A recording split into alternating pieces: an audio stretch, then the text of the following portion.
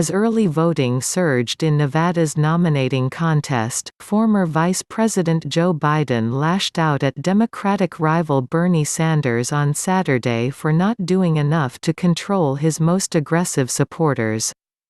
Biden's attack during an interview for NBC's Meet the Press came as he fights to rescue his struggling presidential bid and Sanders works to strengthen his strong standing with the contest speeding into a new phase. Biden also sought to downplay expectations for next Saturday's Nevada caucuses, telling reporters that he did not need to win. In the interview, the former vice president seized on reports that Sanders supporters insulted and made online threats against leaders of an influential union that declined to endorse any of the 8 candidates still in the Democratic race.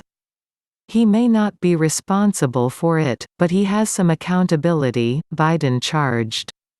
He continued, "If any of my supporters did that, I'd disown them, flat disown them."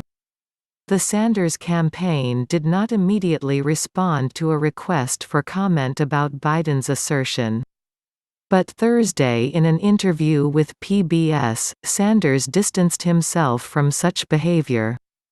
"Anybody making personal attacks against anybody else in my name is not part of our movement," Sanders said, denouncing such behavior in all campaigns.